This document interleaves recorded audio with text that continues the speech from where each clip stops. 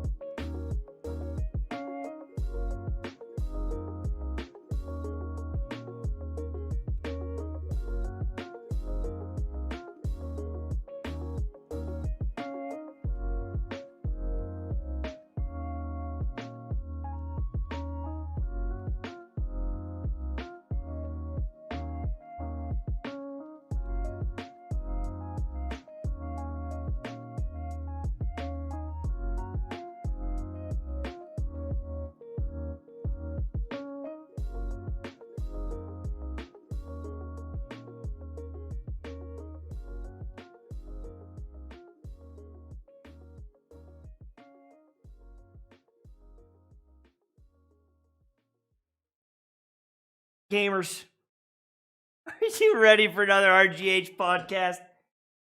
I hope you're ready for another RGH podcast because it's starting right now, baby. It's live right now. And apparently I don't know how to change the screen so you can see us. There we go. Technical difficulty Tash here. And we've got Cactus HD, our bearded brethren. And then we've got this guy, the handsome devil himself, with the double chins, apparently. Yeah. Some guy was just roasting him in the comments section. Fatty Magoo, True Vanguard. Dude, When I that's see right. True Vanguard, I think that is a picture of obesity. Dude, this guy is canoeing at 5 a.m. This other guy typing his comments like, this fat True Vanguard. There's Dorito dust on his chin. Are you kidding me? Oh my god. This is my life, you know? Man, harassment, classic. Speaking of harassment, Activision Blizzard will be discussed again today. We're going to talk about the new Destiny 2 stuff as well as Halo, but also there's Halo in Destiny. It's kind of crazy. We'll talk all about it. PlayStation going to bat against Xbox and trying to create their own Game Pass situation.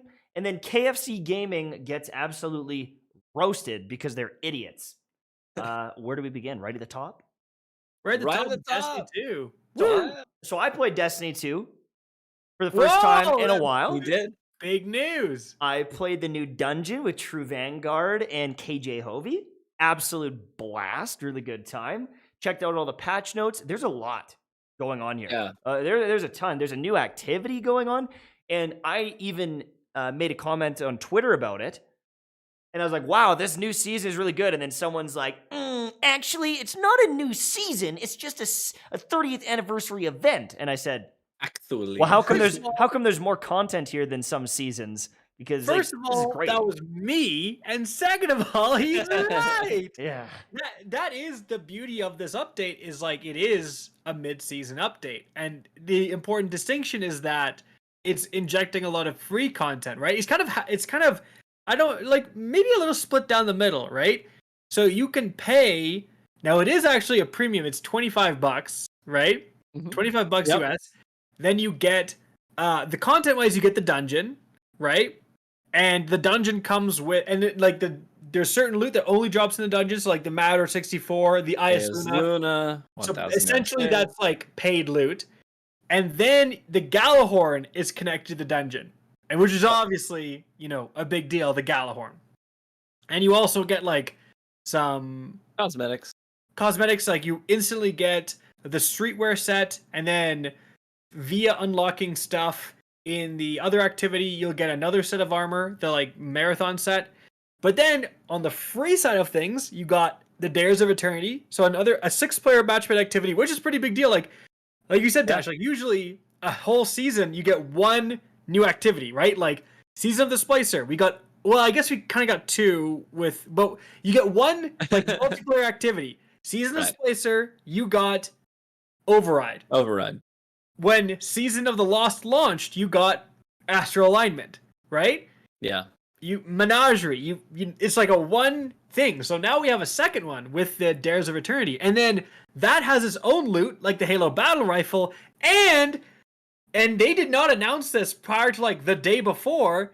There's an exotic, the Halo Magnum pistol. That's right. Is like via an exotic. Free to play.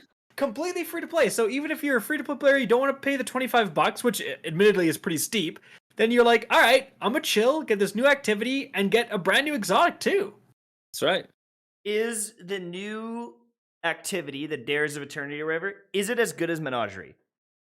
Not quite as good as no. Menagerie, in my opinion. Nothing Menagerie had a lot more. Yeah, Menagerie is. You're not going to beat Menagerie. You're just not going to beat Menagerie unless they swing for the fences. But it's better, in my opinion, than almost every other 6-man activity that we've gotten in any seasonal content so far. You've got lots of different bosses that you can end up fighting. Some familiar faces from. You can fight Crota from Destiny, one of the Destiny 1 raid bosses. You can fight Valis to Arc, which was obviously one of the launch strike bosses of Destiny 1. So there's a lot going on there. Is it Menagerie? No, it's not Menagerie. But it is, in my opinion, better than any 6-man activity we've seen recently. Yeah. But Menagerie was admittedly paid. You had to pay for Season of the Opulence to get Menagerie, right? So the fact that this is like for free is awesome. Mm-hmm. This gives me hope for the future. If they're saying, hey, Witch Queen dungeons or raids like every season, I mean, and they're of this quality. Okay, if you do this every season, perfect. I'm in. I'm back. Right? I'm back, baby. Like the new dungeon, super fun. I really enjoyed it. I feel like it was pretty easy which is probably a good thing, like accessible wise. You know, like I think the mechanics were like pretty fair and nothing too grueling, and really cool aesthetic overall. The dungeons are never like too insane. Like Prophecy wasn't too bad. You know, Pit of Heresy wasn't too bad. The only one that was kind of a little tricky was Shattered Throne. Shattered Throne. It was pretty mechanic heavy, but the rest of the dungeons have not been too bad. Yeah, I feel like everyone views the dungeons very differently. Like Pit of Heresy for me, I had a really hard time soloing it because I just kept dying to dumb stuff, like booped off the edge in the final fight, or just like weird mechanics. Like I would go to sword the boss that you had to sword him to death, and then I'd die on accident, and like I was just so frustrated. And then Shattered Throne, I think I did it on my second time, and you know, like it just like depending on which one, and kind of the way you play the game, you know, they're all different. I think this one, though, for my day one clear, it was the fastest. It had to have been the fastest. I think Prophecy took We had like a half-hour run, didn't we? Yeah, like we were really quick to beat it. And I don't know, I felt like a lot of the mechanics kind of made sense, and they were like pretty easy to figure out. You guys didn't beat it in half an hour, because when I beat it, you were still in the dungeon. And we went back in. We did it. We did 3 runs. Okay, I was like half an hour. I was like, you guys are like world's first then. Did you play on PC or PlayStation for the launch? I played on PC. Yeah, so we had to wait for him to copy or like Hovey and him to copy. And then there was like a bug where you had to like double copy or something like that, or something was PlayStation players kind of got screwed over with this update because Bungie dropped. It was 2 updates for PS5. So great! It's 2 separate update files. So you update the first one, and then you have to the way PlayStation works is it rewrites the entire game plus the new update, and then deletes the old copy of the game. So when you update the game, you actually have to have enough space on your hard drive for 2 copies of it, which kind of sucks. Oof. Which is like it's the dumbest possible thing. It's like dumb. What kind of absolute troglodyte Sony was like, we gotta. I think it's like to prevent people from like stealing games somehow, but it's like, dude, I don't know. Like, come on. But anyways, all this to say, I think Bungie knocked this one out of the park. One of the best things about it, they decided, you know what, if we're gonna do this Halo gun throwback thing, let's just full send it. These aren't going to be ornaments. It's going to be a real gun. We got the battle rifle back. It's the same optics. It's got the hip fire accuracy, just like it does in Halo. Absolutely slamming from across the map. Yeah, and it has its own unique perks in the pool that are brand new to the pool that they dropped. They've got it's like a new frame. The pulse rifle is. And then obviously you've got a brand new legendary trace rifle, which all the trace rifles in the game before this have been exotic, so that opens up all I was the one on Twitter saying they should do it months ago, so I'm gonna take full credit for this, boys. Call the Cactus HD rifle, baby, because we've gone. Right. Honestly, it was a no-brainer, and on that topic, I think that's a good point. Like, they kind of went above and beyond with the loot. They could have easily been like, Matter 64, it's another shotgun. It can get some good perks. IS Luna, it can get some great perks. Its stats are outrageous, right? But then, like you said, first ever legendary trace rifle. Like, so now you can use a trace rifle and an exotic. You never could before. And also, like the pulse rifle, unique frame. Like, they didn't just make a pulse rifle look like the battle rifle. Like you said, it has like super unique hip fire accuracy. Like no other pulse rifle can get that. And new perks. They've been adding like new weapon perks every single season, and I was surprised, genuinely surprised to see new perks in like a mid-season update. Really, so it's like now I think the sword one where you have more defense after every final blow. There's one where when you swapped your sword, you get massively increased lunge range and stuff. That made the speedrunners happy. Yeah, exactly. Yeah. That's already super abusable. So there's just all this crazy stuff, and so that's good. And I think that is kind of a marquee. Bungie said, "Oh, we got this huge weapons department that's all working on this stuff," and you're like, you can tell, because like before, I remember the days of old. I don't know if you guys remember. We'd get no new perks. Like there was no new perks after Forsaken until Season of the Drifter or something like that. They added multi-kill clip and stuff like that. Right. Yeah. Now we get like 3-4 new perks like every season. Sometimes. Yeah, it's like a lot. You're kind of like, whoa. So it's almost like maybe like, did you guys start this whole sunset thing too soon? Like, imagine if they would have done it with this amount of like power behind their weapons department. They had constantly these new perks and exciting things. Like, maybe people wouldn't have been. I'm not saying they should like bring back sunsetting or anything like that. I'm just saying, like, why did they do it so crappily? And then it's like, as soon as it went away, they're like, let's actually try with the weapons. Like, it was Sure. kind of wild. Yeah. And they nailed it. They nailed it. If you haven't been playing Destiny, maybe now is a time to just jump in, do the free to play stuff, see if you're having fun. They did a bunch of balance changes that I think a lot of people are still trying to figure out. It might be a new game that you're really enjoying, or something to return to. But let's jump on, because Halo Infinite, the campaign, is now launched, which I think some people in the Destiny community were probably worried, like, oh no, is Halo gonna kill Destiny? It seems like Doesn't seem like it. Seems like the Halo subreddit is more toxic than the Destiny subreddit right now. Yeah, it's interesting. Yeah, you talk about that. Before we dive into the campaign launching today, one thing worth mentioning is that over the weekend, they actually had to shut down the Halo Infinite subreddit. I don't know if you heard about this, Mike, because it was too toxic. People were making death threats to devs. Like, think about how community toxic. got wild. They had to shut it down. Yeah. Well, yeah, they shut it down for a bit. They had to lock it. Think about how toxic your average like gaming subreddit is. It's already like pretty toxic. To be so toxic beyond that, and they're like, we gotta do something. We gotta do something about this. We gotta shut this down. This is a war crime. Yeah, it's basically a war crime, like level toxicity going on here. Like, unreal. Yeah, I mean, yeah, it's nuts. Halo Infinite campaign, the multiplayer, I think a lot of people have been like overall happy with it. And some people like love it. I don't think it's doing that amazing right now. And there's tournaments coming, and we'll see how those do. But a lot of people do really play Halo for the campaign. And now that it's out, some people are saying it's amazing. There's actually been some reviews giving it like 5 out of 5, and like, yeah, I've seen a lot of good like, reviews, really high ratings. But some other people I follow are saying it's pretty lackluster. There's stuff to be desired. It didn't feel very fleshed out.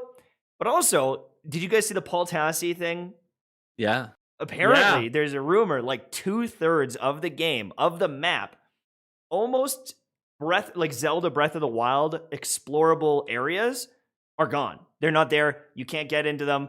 It's like they cut them from the game, and it's interesting because not like they cut them from the game. They're cutting. Yeah, you can't get them. You can't get to them. But it's like, why is all this stuff created? Why did you remove it? Will it be DLC in the future? Like, what is going on there?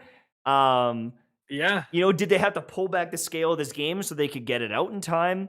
And, you know, how does that impact the story? How does that impact the replayability? Like, I truly don't know. Yeah, and that's a good question. You know, I saw, because it's interesting, because I saw a lot of people that I really trust who got their early takes on the campaign out there. Some friends of mine, colleagues of mine, peers of mine that I've known for a long time, whose takes I tend to kind of vibe with, not all the time, but more or less so. And a lot of them were saying, this Halo campaign had a really strong start. Like, I was totally into it. I was loving the places I was going to, the environments I was in, the combatants I was fighting, the bosses I was engaging with. But then it came to an abrupt halt. And the last third of the game, I saw this from a lot of people. They were saying, like, the last third of the game just felt like it was rushed, came to an abrupt halt, and we stopped getting variations in the environments. Like, you think of a lot of the old Halo games, and the further you get into the campaign, the more kind of intense and ramped up the environments become. I think of like Combat Evolved, and then you get to like the library in Combat Evolved, and it's like a completely new environment that has this like a dark and oppressive vibe to it. I think of, you know, Halo 3, and then you get aboard the High Charity. High Charity that's flood infested, and it's this dark, oppressive, and it ramps up that intensity.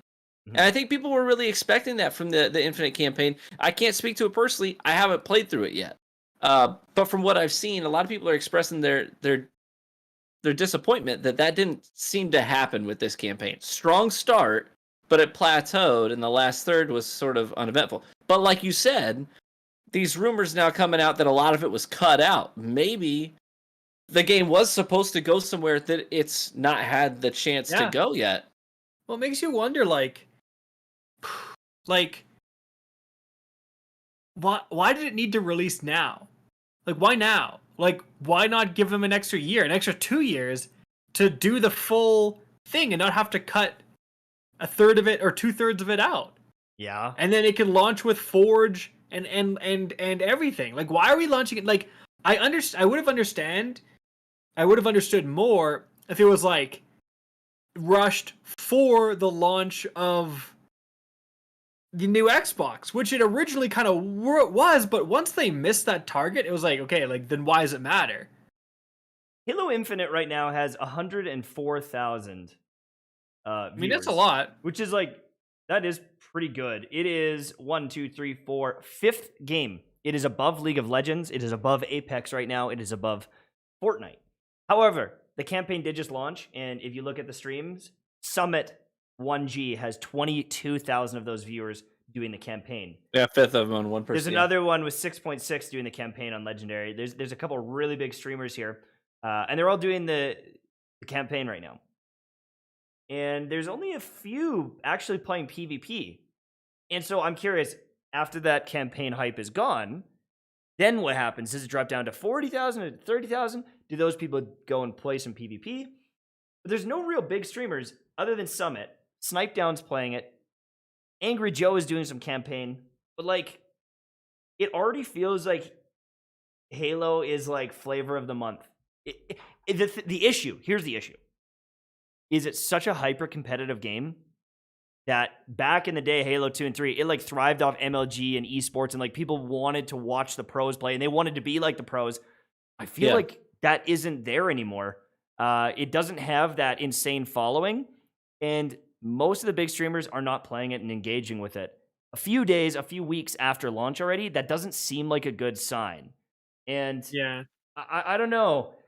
The fact that League of Legends, I know that's a huge game, but if you launch and you have less viewers than a League of Legends or a Valorant or an Apex that's been out for years at this point, and you're instantly dipping below them, typically the games don't come back.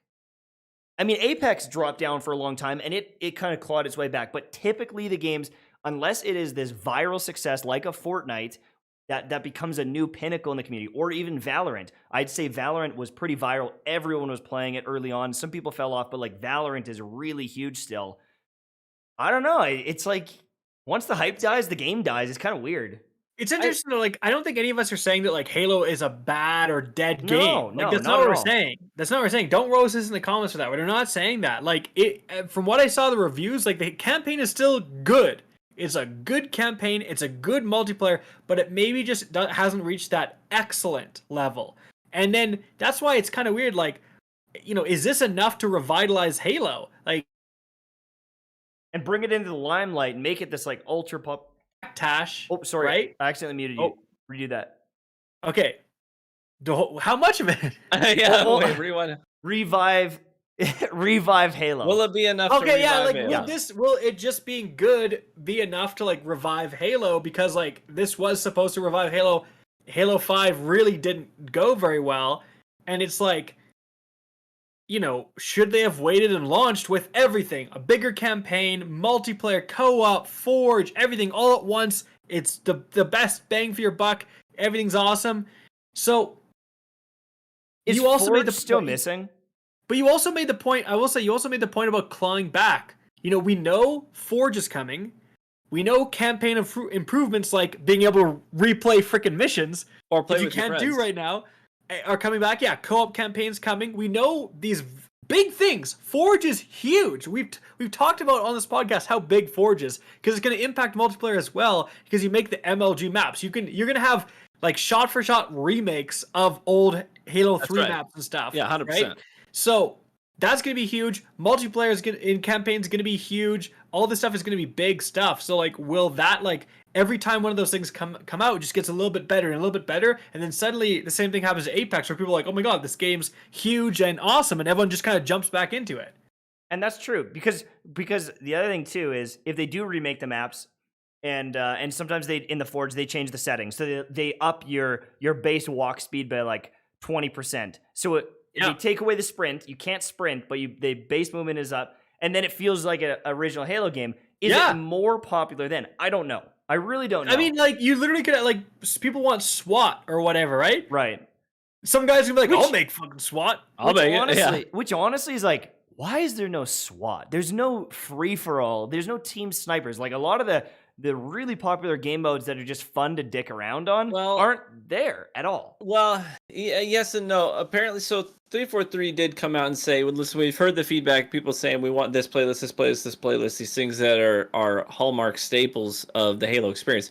We have them, guys. Like, just, we wanted to get the launch out, we wanted to get the campaign out, and, and then we'll start to trickle some of these things in. But we basically, they said we didn't want to introduce an experience that was just so diversified that your first flavor of Infinite was splitting up the player base among all these different playlists.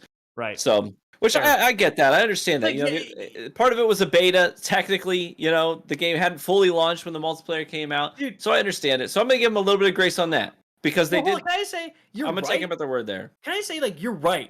Everything you said logically makes sense, but then it's like, wait a minute. You remember Modern Warfare 2? Team Deathmatch, Domination, Team Tactical, like freaking Demolitionist. Then there was Hardcore Domination, and every single playlist had players, right? So it's like these old games, like, yeah, but you didn't have the competition back then that you have today. Do you not think there's more people playing today than like? I mean, maybe, like, I don't know, but here's the these thing, though. old games launched with all this selection, and they didn't give a crap about splitting the player base.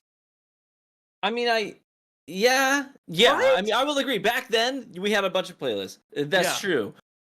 But I do think that today's gaming market is a lot more competitive than it was back then. I think that a lot of people are now making games based on the influence that Halo had back in the day.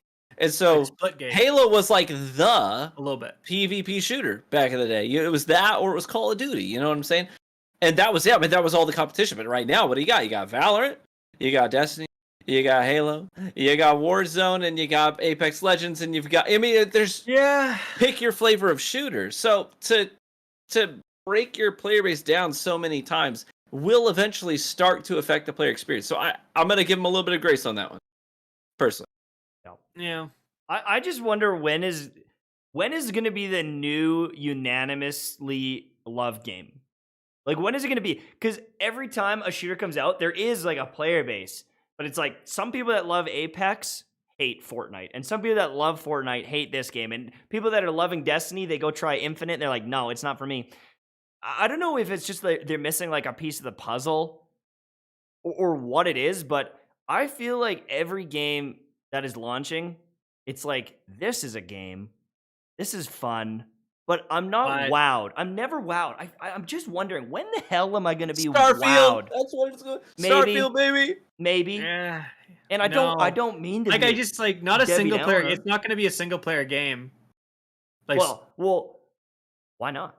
Why would not? Why can't Starfield be like a unanimously loved game? I think from the trends that we've seen, like, it has to be a multiplayer game. Like, honestly, probably one of the biggest things was Warzone. Like, Warzone was huge, and everyone played Warzone. And you still have, like, I think recently there was like a football player, I forget who it was, did like a Warzone touchdown thing where he like revived himself with Odell Beckham Jr. Just like did it recently. So it's like everyone plays Warzone, dude. Everyone knows of Warzone, right? Now it's kind of gone down, but question. Go ahead. Was PUBG bigger than Warzone though? I don't know.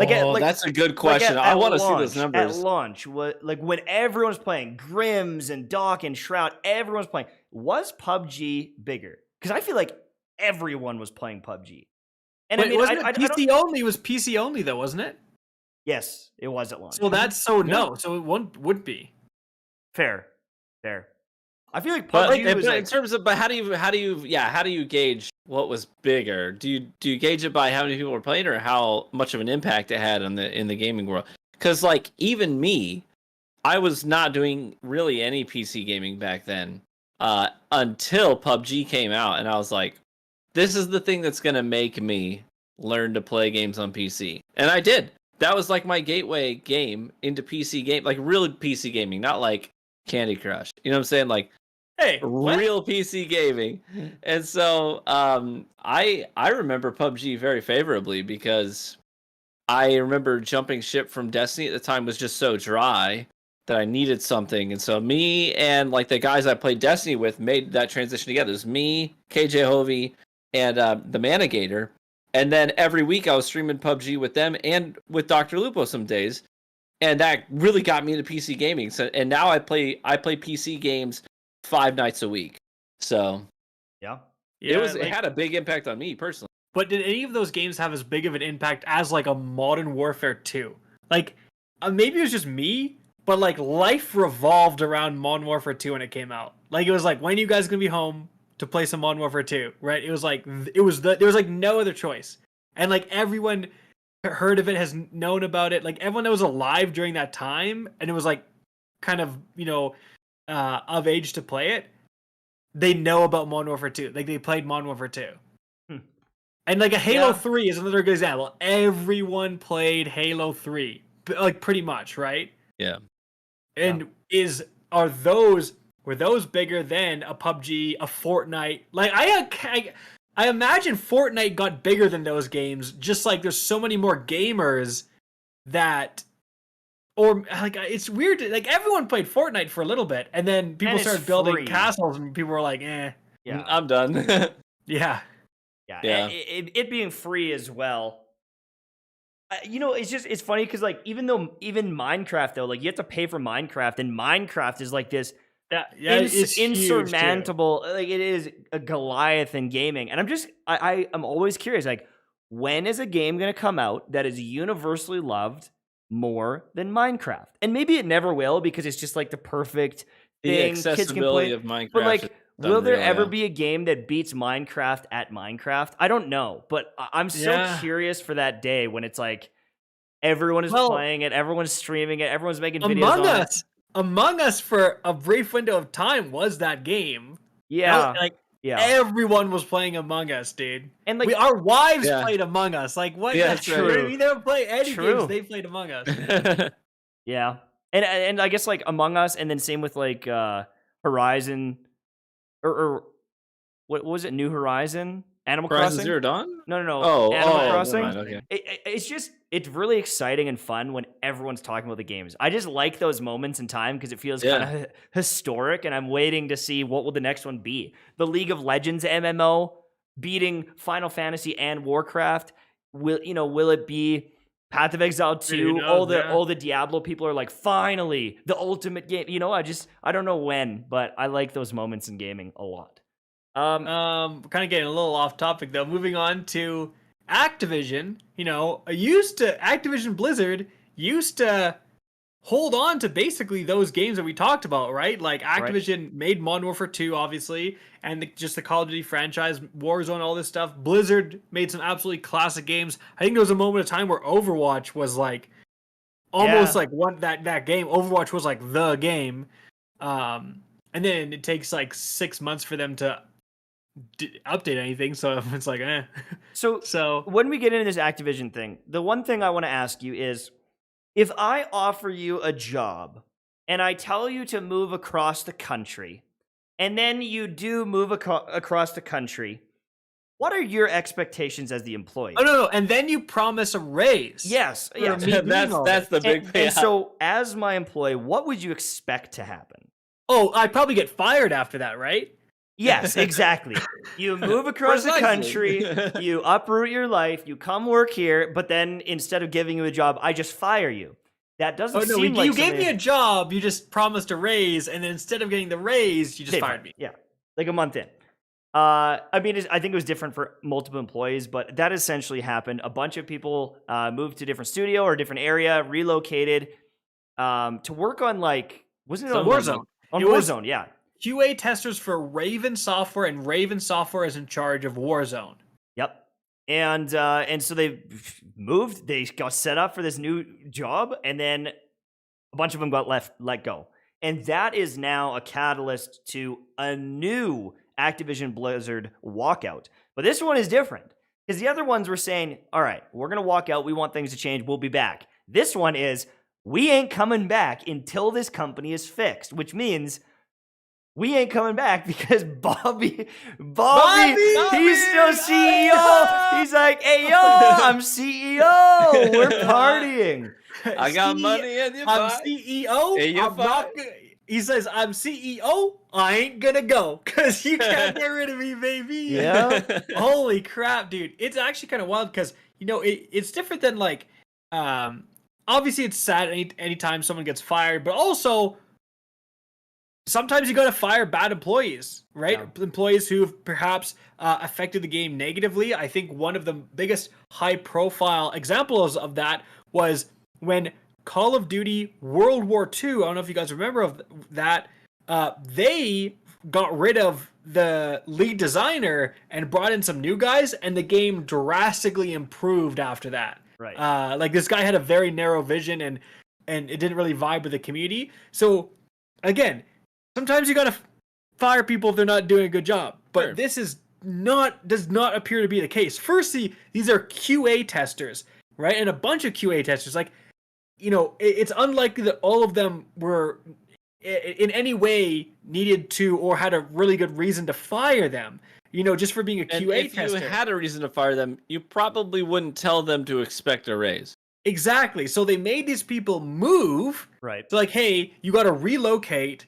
And then they did, and then they're saying, okay, well, we're going to give you some raises, so don't worry about it. Because they're probably asking you about the compensation, like, hey, I'll move, but like, I'm not getting paid enough to like uproot my entire family's life, right? I'm going to get a raise. And they're like, yeah, you'll get a raise. And then they just fired them. Totally. Yeah.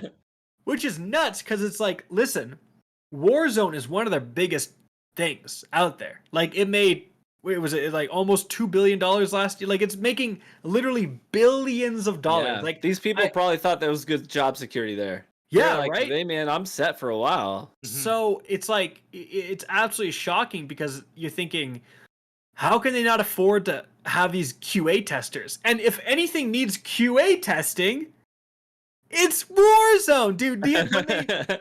They're just right now introducing a new Warzone map, right? So I've got a brand new map up there. Oh, be pretty useful to have some freaking QA testers testing head glitch spots, like people falling under the map, like just the normal stuff you would get with a new map. Now you can have less people to catch those. They're also adding all the World War II guns into the game. And last time they did that, they integrated the Cold War guns. They busted it, yeah. The game was broken. Like, there was hilariously overpowered stuff. The attachments did the opposite of what they so it'd be like increases bullet velocity. It would lower bullet velocity. So like everyone was like putting together these wild builds from like these attachments that they had to figure out what they did on their own and shit. Like, right. It was like, I cannot think of a game that needs QA testers more than Warzone. And he just fired a bunch. Free to play, yeah. Unreal. And the thing is like some different tech stocks have dropped and everything, and Activision was kept up in it. It kind of traces all the other tech drops. Like, a lot of companies right now are down 20-30%. But the thing is like, people aren't even building the games that are going to be going on the balance sheet in the future. And the tech, it's dropped and everything. But like, did the boomer investors not realize like that company won't have games if something doesn't change soon? And some of the things that you're thinking are coming out are now delayed 3 months, 6 months, a year, indefinitely. Like, I know that they do have some big cash cows like Warzone that are bringing in a ton of money. So maybe it doesn't change now, but I would not own personally. I'm not gonna buy any Activision until I see the drop when everyone realizes. Then I might consider it, because then it's like, okay, well, now they're gonna make games in the future. But I don't know. I think that maybe Bobby's I'm gotta overestimating. step down. The question is, Bobby's when gotta is it? step down. Like, why would you come back? Why would you come back and like give your all at that company while Bobby's still there? You can't. Yeah. No one Well, wants to.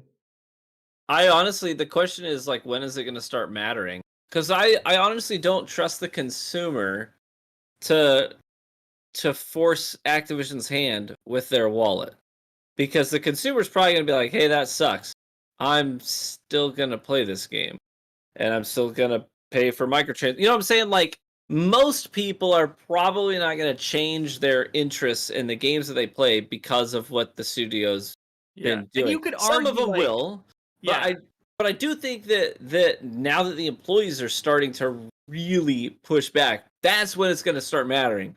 Because when there's no product to pay for, what's the consumer going to do? Where are they going to go? You know what I'm saying? To your competitors. So that's when it's going to start to matter. But I don't know when that trickle down is going to happen. You know what I'm saying? Like, when is right now the employees are starting to fight back, but when is that moment where the consumer starts to feel the effects of that? Right. That's when it's going to start to bite Activision in the butt, I guess.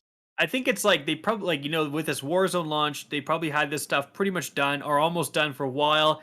But like, they're gonna go into season 1, and then they have this whole thing planned. Season 2 probably gonna get delayed, and season 3 and all this stuff. Like, and I think, it's been years and years and years with nothing coming out of Blizzard, and like, from what I've heard, it's like there's no ETA on the next thing for World of Warcraft because no one's working on it.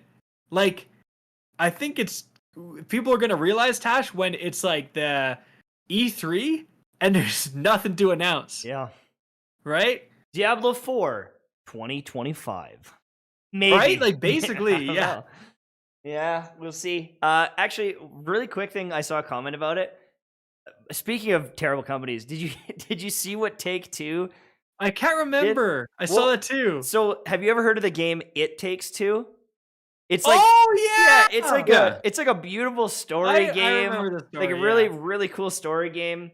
It Takes Two is getting meant to be played with two people. Like, people will play with like their wife or significant other. Like, it's just like a fun. It's literally, the story is about a couple that's like about to get divorced and finding the magic again and working together. It's like really wholesome. And Activision's like, You're trying to steal our name. So the game is called... No, not Activision. Take-Two. No, I'm sorry.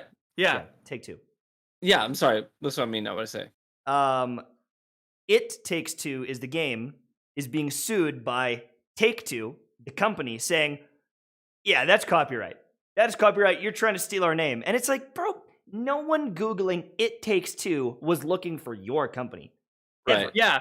And no one is gonna look that up and be like, is this where I apply to work at Take-Two Gaming? Is this the video game I'm supposed to play? It's like no one does. So silly. It's like when there was an incident where Ferrari was naming their like Formula One or like their race car, not even for, I don't even think it was for sale on it was their racing car for that year. They named it the Ferrari F-150, and Ford got mad and like threatened to sue and said, you better change your name because we own F-150. And Ferrari's like, it's difficult to understand Ford here because like I'm gonna Google F-150, you see a Formula One racing car, you're like, that doesn't look like what I saw at the local store. That like, don't look like a truck. No one's gonna think that. You're like, oh, that must be something I'm not looking for. Like, clearly the bed of that truck does not look like it's gonna fit my stuff. Like, dude, it's like, even if it's named the same thing, it's for such different. Like you said, it's a totally different game. It Takes Two, and then Take-Two, the publisher. Like, it is just like it's silly, and it's basically like, how can we ruin our brand image for like, how much money did they lose hurting their brand image? For no reason, like, how much money would they gain from this? Right. It doesn't make any sense. No, truly. It's just a stupid goodwill loss. There's so many idiots running these companies. I can't. What happened recently where a company did that? We were making fun of them because we're like, oh, let's just ruin our brand image real quick. I don't know. We said that about a number of people. It was like it happens often. But it was like a couple of weeks ago, like someone did it. We're like, dude, it was just like, all right, let's ruin our brand image really quick. Right. It was like speedrun ruin your brand image. I can't help but feel like it's like your legal team is like, crap. We don't really have a lot that we're doing right now, and we need to prove our worth to the company. So yeah, honestly. So we've got Take-Two. It Takes Two. Okay, let's make the people who employ us think that we're doing something. So let's shut them down. I don't know. What do I know? Now, PlayStation is making big moves, announcing they are trying to go to bat and compete against Game Pass with their own version, which, honestly, kind of sweet. If they've got Ghost of Tsushima on there, you got God of War on there, some Horizon Zero Dawn on there, like, they could have some banger games, because I think the exclusives on PlayStation have typically been a little bit stronger. Maybe not going forward because, Xbox has Bethesda and all these different things, but PlayStation has had some very, very good exclusives. And so if you can sign up, get some PlayStation Gold going on, you got some free games from that. If you're getting the free games from this pass, definitely has potential. And it seems like the future is like, we keep you locked in, paying money every month for games you will play, but maybe you won't play. And maybe you'll forget about it. And 5 years go by and we milked $400 out of you on this subscription fee. Yeah. And, in that time, you only would have bought Call of Duty and you would have bought one other game. You know what I mean? Yeah, I think that's the thing is like some people do only play one game or they even play games like Fortnite that are free. And so it's a way for them to just kind of get long-term value out of that customer for a very limited cost because they don't have to print the game and send it to you. It's downloadable content. They obviously have the server costs, but But most of the time, you as the consumer also get a better value. It's kind of like you do absolutely. Yeah, if you're actually taking advantage of the product, yeah. But it's one of those things where I feel like people are more, like you said, Tash, like, oh, maybe I don't buy that many games, but then you get Game Pass and you do try a bunch of games. Like I'm the bad example. I have Game Pass, but I only play Destiny. Like they're milking me, baby. I'm just giving money away from to Xbox. My father-in-law is the good example. My father-in-law, we got him Game Pass as a Christmas gift last year. It was not something he was interested in at all or expressed a desire for. He didn't even know what it was, and he had kind of not really been gaming. When I met my wife, when I was dating her, I would come up and stay at my in-laws' place before they were my in-laws. And I would sit up in the evenings playing. I don't know if you remember this, Cactus. You're a COD guy. Do you remember how I think was it Modern Warfare 2 that had like the missions you could play? Where it was kind of like Spec Ops. It was like a horde mode kind of a thing. I know everything. I did that with my father-in-law while I was dating my wife before we were married.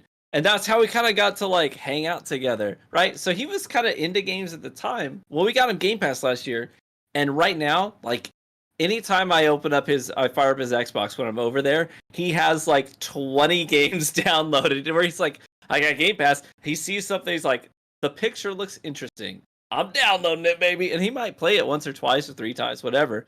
And some of them he plays religiously, but he is that guy who's like, anything on Game Pass, I'm going to try it. I will download it, install it, I'll play it once. If I like it, I'll keep playing it. If I don't, I'll uninstall it. So he's getting like so much bang for his buck with Game Pass. Yeah, and it is like a great deal. It is truly like, again, if you are making the most of it, you get to try all these games that you would have never paid money for. So it's pretty sweet. And then these games, if they have any sort of microtransactions, like they're going to sell probably a lot more of those because they're going to have way more people playing their game. Here's the interesting thing, though. I totally understand why Sony is doing this. Like, Sony is doing this because, this is the Disney Plus to the Netflix, right? Disney's like, oh, crap, we should probably do this, right? And like you said, Tash, they could make off like a Disney Plus where they're offering sweet games. What's it called? God of War, all that stuff. Great. Right? Even though both those games are coming to PC soon, like God of War and Horizon Zero Dawn came to PC recently, so not so much of an exclusive anymore, but still, sweet. But it could also turn up like, they have Peacock or whatever as a streaming service, is all of NBC stuff, and they have like Seinfeld and then not much else. Where it's like, you kind of have that streaming service fatigue where people are like, okay, well, I already have Game Pass, which has more games than I could possibly play. Am I really going to now get the PlayStation version? Right. Sure. And that's an interesting question. And also I question, is it going to be just for PlayStation? Because Game Pass is for PC too, and that's a huge thing, and they get a lot of random PC games on there too.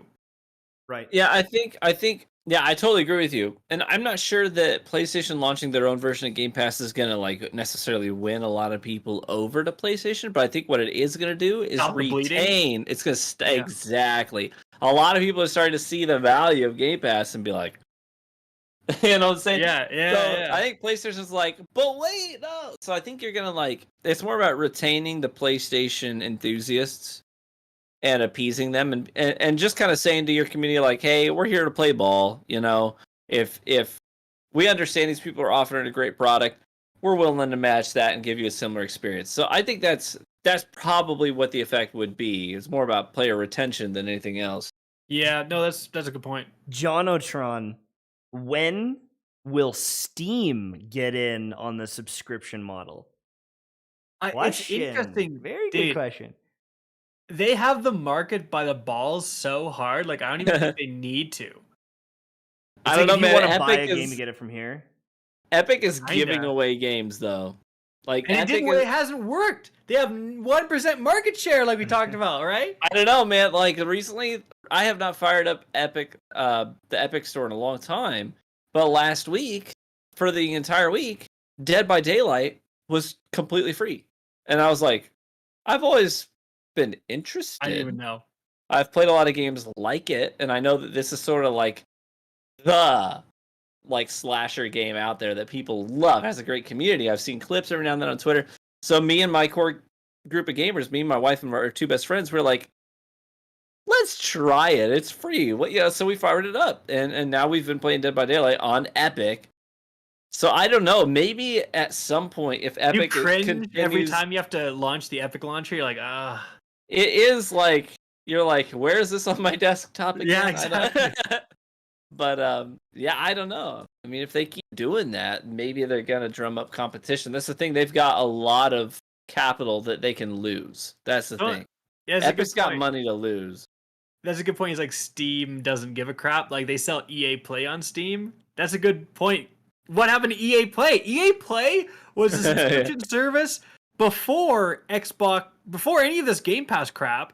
Like, EA Play, to its credit, had a lot. It was like, you could play like every old Battlefield. You could play all the old Dragon Ages. You could like, I don't think they had as much as like Xbox Game Pass when it came out, and maybe that was like kind of the deciding factor. But it is kind of interesting. Like EA Play kind of just gave up. I mean, it's still a thing, but now they merged with the Game Pass, and so it gets to a point where you get something that's so big. Like Game Pass has such variety that it's like, okay, you can't get the PlayStation games, but you couldn't anyways. So like, what's PlayStation really offering? Like, they weren't going to end up on Game Pass anyways. It might depend on price, because like you need PlayStation Plus for a lot of stuff. So what if it's just like for $5 more, you get all the games, and then it's like, oh, it's only $5. It could be, you know, something like that. It's just like a tiny cost upgrade, and then you get all these games, and then people just, it's almost like FOMO. They're like, well, I might as well have that in case a cool game comes out. Why not? Because I mean, typically it's like if you get one good new game, it pays for itself in most situations. Pretty much, yeah. Sure, yeah, basically. As long as it's That's not true. too expensive. So, let's move on to KFC Gaming. They got absolutely roasted. This is just a funny series of events to me. I don't know why. I don't know if do you guys follow KFC Gaming, or have you seen some of this stuff before? They No. basically They're a have little this edgy. Yeah, it's exactly it. This is their approach. They're like, listen, we're gonna impression farm on Twitter a little bit. We're gonna say something to farm some, impressions. It's really edgy, and it'll be great for us because people will be talking about us. And so they put out this tweet. A little bit of setup though for the tweet. A little bit of setup. Battlefield 2042. They had a rocky launch, right? I think everybody knows that by now. Rocky launch, lots of bugs, lots of issues. Since then, DICE has launched several updates to the game to bring it up to speed. They fixed almost all of the major bugs, have already been knocked off the list. A lot of quality of life improvements and UI improvements knocked off the list. Balancing issues, a lot of them knocked off the list. And more updates slated for the immediate future based off of player feedback about the state of the game and some balancing issues that they'd love to see addressed. So DICE has been, even though they had a rocky launch, DICE has been really good at earning a little bit of credit with the way that they're supporting the game post. Now, one of those updates that came out had some stuff a little extra stuff in it that some data miners found, and they were holiday skins. Okay, so you got these specialists, and one of them is Boris. He's this big guy with a beard, and one of the skins kind of gives him a white beard instead, and like a Santa Claus hat. Right, it's like a holiday skin. Okay, it's not over the. He has like the Santa Claus robe. It's a Santa Claus. He's a Santa Claus skin. Okay, now that was data mine, and so people immediately were like, "Whoa, hold up!" You know. So there was a little bit of backlash. DICE said, "Listen, guys, hey, that slipped through the cracks. That file should not have been in the update file. We're sorry. This is not something that you're going to see. It's not something that we're shipping. It's something." And they came forward. They're like, "Way back in the day, we thought how maybe it would be cool to have some holiday skins. We had some artists whip up a couple of them. We got some early feedback on them. People didn't like that like look for Battlefield. They wanted Battlefield to be this futuristic, like modern to close modern futuristic warfare style game." We were talking, broke the. Yeah, can I say, like, we were talking before the podcast about is this exactly this for people like, why wouldn't you want a Santa Claus skin? That sounds sweet. There's quite a lot of people actually who want that more like milsim accurate stuff. Not to say it's like super realistic. Like being realistic and being authentic are two different things. And it's like, you know, every Call of Duty starts out where it's like you get the sick night vision goggles. This looks like the SAS, the head to toe, a perfect British SAS uniform. And then 6 months later, it's like, it's the Grim Reaper, and it's Rambo. It's Rambo from the movie Rambo, and it was running around all these ridiculous crap. And there's like, and your gun has like a dragon on it that's breathing fire and stuff. It's like so absurd, right? So It's like, a lot of people don't like that in their like military shooters. They want the like authentic experience. And so Battlefield players especially, they don't want that stuff. Right. Yeah. So this is a lot of setup for the KFC Gaming tweet. All right, I understand that. Follow me, okay? All of this stuff transpired. DICE said in good faith, "Hey guys, sorry that file shouldn't have been in there. That's not happening. Don't worry about it. We're focused on supporting the game right now. We're not launching these holiday skins that you saw." Okay? After all of that stuff has already transpired, KFC Gaming comes in with a tweet, and they're like, "Here we go, baby. This is going to be a banger." And they're like, this was the tweet. It was something along the lines of, "Battlefield community says, hey, we want these bugs fixed," and list a number of the major issues that happened with the launch. And then it said, "DICE, hey, here's a Santa Claus skin," right? And their whole goal is to really just like shame DICE and make them look bad to people who aren't really invested in the game, who would read that tweet and think, okay, Battlefield's really, really buggy, and DICE, instead of fixing the bugs, is delivering holiday skins. When the reality is what I just told you, they've actively fixed tons of bugs, have more updates slated, and have shelved holiday skins. That's the truth. But that's not what readers would have assumed based on that tweet. So anyways, the people who knew the truth lit KFC Gaming up. In fact, EA's equivalent of Destiny's DMG, right, Dylan, on Twitter. Their community manager. Their community manager basically quote tweeted it and was like, he literally tagged their marketing agency above KFC Gaming, which is savage, right? It'd be like if I tagged your boss in something terrible that you did, right? That's basically what he did. It's like this is why you have no clients. This is literally what he said. He's like, this is why you have no clients, because people in the industry don't respect you because you put out bull crap like this. And the tweet like immediately was gone. Like, you know, the marketing agency saw that and was like, what did you do? And so, anyways. Like it'd be like, you know how that Griffin guy on Twitter, I forget his name, something Griffin, runs like, he's like a Bungie social media, but I think he runs their Twitter account. Yeah. It's like if they tweeted something and you're like, at Griffin, this is dog shit tweet, like you know what I mean? Yeah. It's like, oh, you're like the person behind the company, you're like going after them, right? Because it's like some marketing agency running their tweet. And so he went after them, and I thought, I was like, oh, dang, like, first of all, how does he even know that? Like, I didn't know that, but I was like, that's, you know, this was a pretty savage move. Yeah. But also true, because it's like, there is an argument to be said for what their original tweet. Like, I go back to Curse of Osiris was actually kind of a good example that hit home for us. Like, there was very little new content, but the Eververse store was overflowing, right? Like Mhm. they put a lot of time into all those ghost shells and not much in terms of actual weapons or cool stuff, right? So there is an argument to be made sometimes, but with Battlefield specifically and them, like, there's already been multiple updates. It seems like an update every week. It's like they Yeah. really seem to be on top of stuff. And so it really does look like they're trying quite hard. And so yeah, it just kind of looks like they're trying to be edgy and they just like failed at it. Yeah, they were trying to sell a story that had already been told, already been addressed, and they were trying to spin it in a way that made DICE look bad to You know make what people assume something that wasn't true. Yeah. That's really what they got lit up for. You know what it reminds me of? I feel like KFC Gaming is like trying to be Wendy's. Yeah. You know, like the Wendy's Oh, Twitter. The yeah. edgy, And they- like the edgy, and like They're edgy, but they're actually funny, and they roast people and they make fun of McDonald's and stuff. Like whoever runs that account is like actually just funny.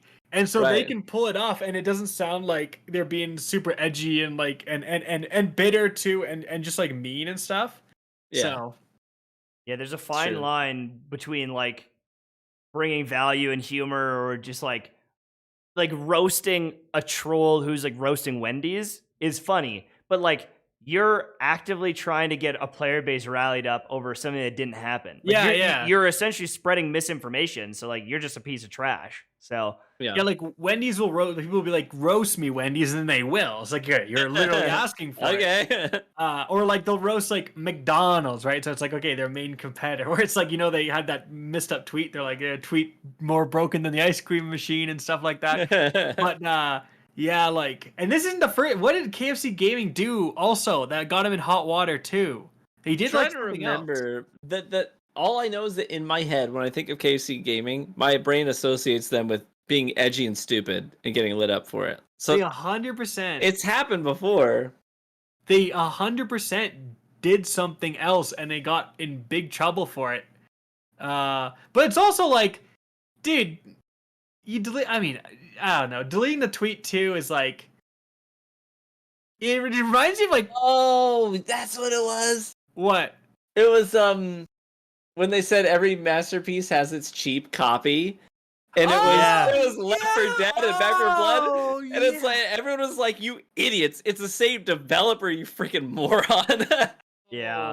That's what it was. It's Yeah, like I know, it it's was like they that. hired They were- someone who doesn't even game to run the KFC Gaming Twitter. It's like my gosh. it's like Sam, hired- the like 49-year-old Yeah, boomer. they hired one of the main posters on the Halo subreddit to come and run their Twitter account, dude. The funny thing is, you were just talking about Griffin, right, from Bungie, and the top response to that tweet is Griffin from Bungie saying, "When how do you do, fellow kids goes wrong." Yeah, literally. That's too funny. Truly. But that's going to be it for the main topics today. We covered all the big things. We'll take a few moments with RGH After Dark to answer some questions and just chat with all of you who have burning questions for us. That's essentially what RGH After Dark is, and it's a great time. Sit down. But just before we get while you guys are writing up your questions, Tash is going to read off. I think we got a couple of new Real Gamer Hour members, so we appreciate you guys. Yeah, we do. You guys are awesome. Thank you so much. Yeah, Hey, Derek, next Derek week- Floyd, welcome. Do you have more? Sorry, I didn't mean to. Oh, They're cut there's off. a bunch of They're a gone. bunch I of can't resubs read too. it. Yeah, I said thanks in the chat. I can't. We called out to him in chat. Yeah, I know. Hey, We Chris, said thanks a 13 while months. ago. Good enough, you know. Hope this goes to TV's drink budget. Yo, Dude, you're Chris, about thank you so much for the 13 months. $300 to go there, buddy. If you I want to have make my a dent, you want to I make a have dent in his drink budget. So I had a builder walking through my house yesterday because we're doing an addition, and the guy taking the job, he's walking through the house, and as he's coming up from my office, I have this shelf with like it's just bottles, right? Because I do a lot of mixing, so a lot of ingredients call for like an obscure liqueur of some kind. So it's just a bottle sitting on a shelf, and he's like, he gets to the shelf, he's like, "Whoa, you got a lot of booze." Yeah. Yeah.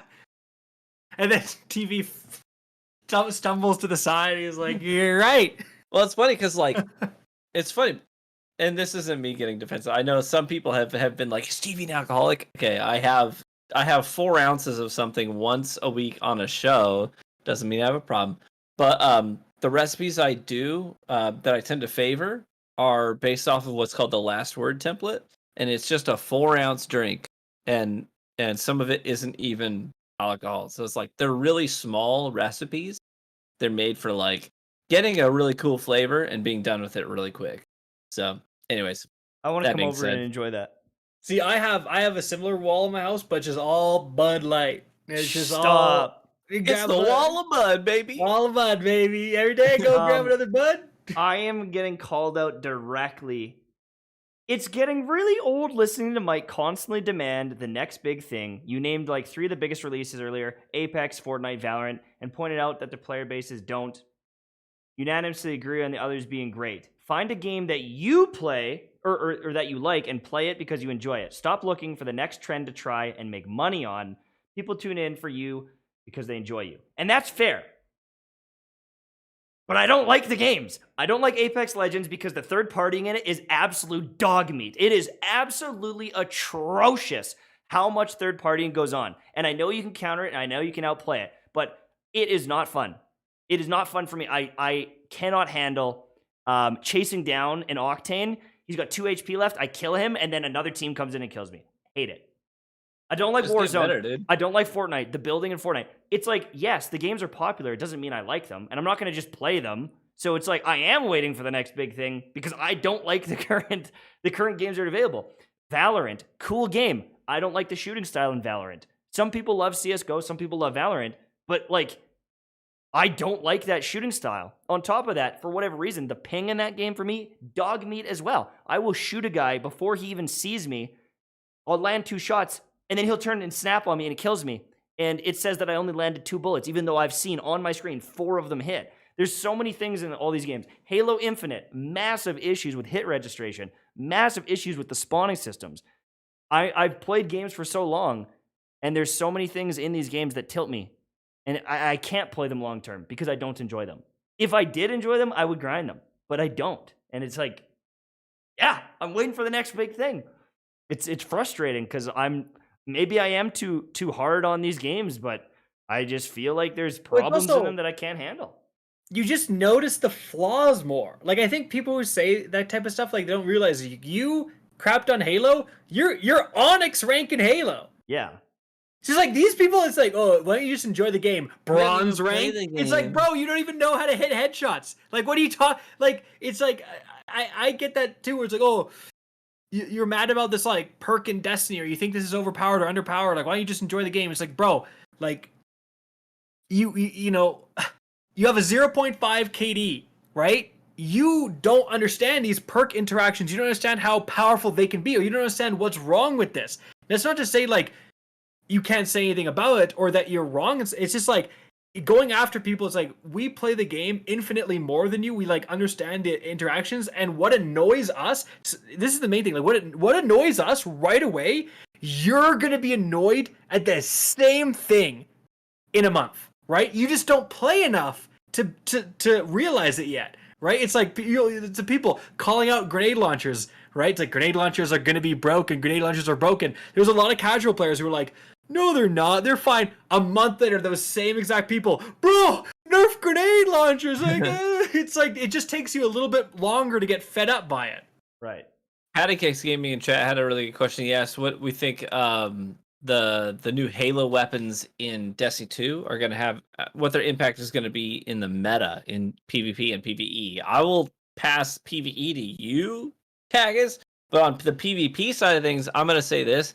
Having used all of them so far, the Halo throwback weapons, I think that at best, some of them make A tier, but none of them break into the S tier. And I kind of like that. Like they're really fun weapons. I think the battle rifle is super cool, and I'm having a lot of fun using it.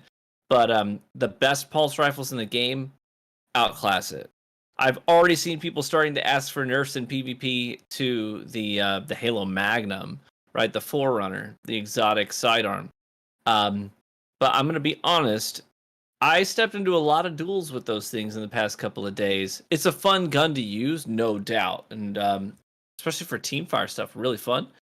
But if I step into 1v1 duel and I've got high caliber rounds on my third Axiom pulse rifle, or I stepped into some duels with my cracked out AS Luna today with that thing too, and at most ranges, I'm winning that fight every time. I So- roasted him. I absolutely roasted them with a Thorn. Like I was playing in a lobby, Like- and I don't think I lost one fight. Like it wasn't I even was like, close. I am not worried, man. Yeah. And Yeah. like, I mean, Thorn is, especially if you get the proc, like the perk going, it's busted. Like it's so good. I don't know why more people don't complain about Thorn. It is so good, but It's really good. Yeah, I it's don't know. like there's a lot of kind of broken things though. It's like, is Thorn better than a maxed out Pally or IS Luna, or even fan firing with the last word? Last You get word. deleted by that thing, and you're like, ah, damn. I think that one thing that could make the BR like a little bit more meta would be, well, I think transversive steps impacts your strafe speed. But are there Radiant Dance machines in Destiny 2? The ones that impacted your strafe speed? Yeah, they're in D2, yeah. Are they? So like if Yeah. you were doing like a hip fire build with like really high strafe speed on something like that, maybe something like that could be interesting. But I don't know. I don't know if it brings enough advantages. It's really fun, but there are so many weapons that have such great advantages that Yeah, you I gotta don't also know. understand there's like a weird like thing where when a weapon first comes out, like you'll see a lot of people using it not necessarily because it's good, just because they want to use it. Like the Halo Magnum's a good example. We don't You're gonna really die to know it more. we don't really know how you're gonna die to it a lot, and so it's easy to be like, this thing's overpowered. Like every other death. It's because everyone's using it. Doesn't necessarily mean it's overpowered. Like we gotta wait a little bit before that's toned down. And Or part like, of before we it can is see. one of the things you also have to remember is that Magnum is an exotic. So choosing to use that means they are not using the Lorenz driver, the Arbalest, the Chaperone. Wither Horde, the Chaperone, the Ace of Spades. Like there's a lot of things that are S tier that we know are S tier that would have to get holstered in order to use that weapon. So bear that in mind as well.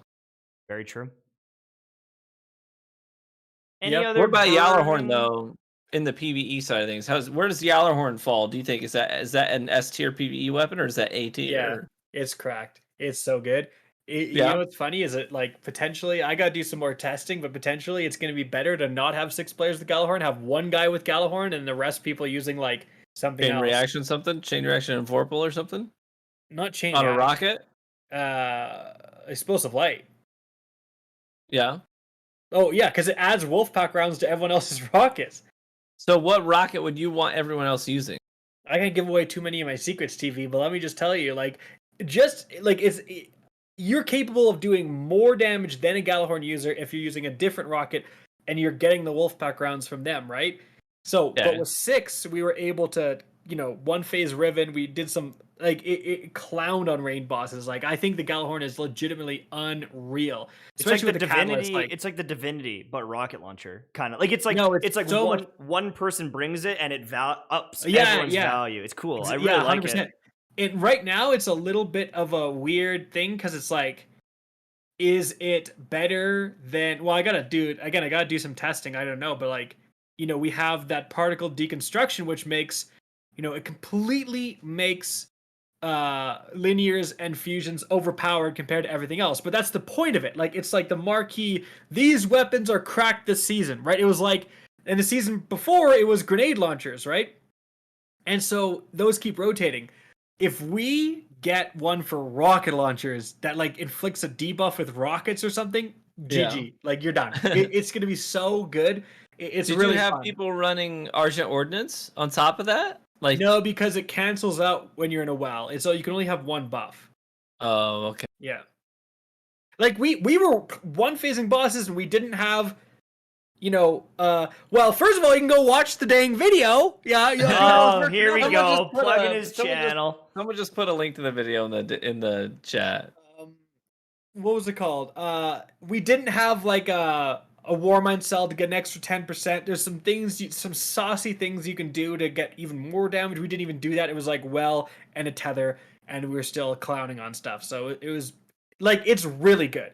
Again, is it like better than 1K voices right now? I don't know, but it's like certainly lives up to the hype. In fact, it's so good at like ad clearing and stuff, I wonder if Bungie just like made it overpowered. Like I wouldn't be surprised, especially if, let's say, we do get like a rocket launcher seasonal perk, like if Bungie nerfs Galahorn just before Witch Queen, right? We tend to have this stuff where like they let stuff be kind of overpowered. I mean, For a short you season, see everyone using Galahorn, and the catalyst. Tash, you remember Galahorn? You hit and the Wolfpack rounds go, and they'll hit other stuff.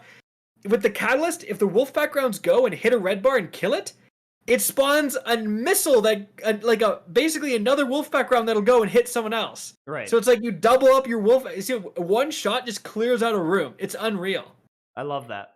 It's good in PvP too, by the way. Oh, I can imagine, dude. Because I was using it in PvP today, and there were times where I was like, "It did what?"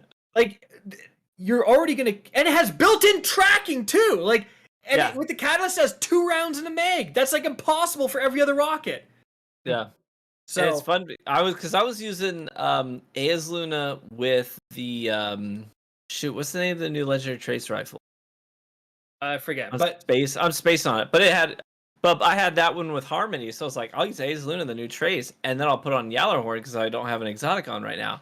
And I had 2 Weerans with that setup, and I was like, well, this is kind of fun. Dude, Galahorn is sus. But like I said, hey, they're basically selling Galahorn in a dungeon and some, ornaments for $25. I'm telling you guys. They're selling Galahorn for $25 realistically, right? And the dungeon. So it's like, it better be good, right? Imagine if they're selling Cryosthesia and the dungeon. Right. People would be like pissed. So it's like, again, I wouldn't be surprised if they kind of let it be really good, because it's really good. For sure. Well, I think that's going to be enough for the RGH podcast tonight. We're at an hour and 15 minutes or so. Thank you so much for tuning in. Make sure to check out advanced.gg. Use code RGH for 10% off. Thank you so much, and stay tuned for episode next week, Wednesday at 9 p.m. Eastern Time. We do it every Wednesday, pretty much without fail. I'm MTashed. I'm Cactus HD. I'm True Vanguard. And this was the RGH podcast, The Real Gamer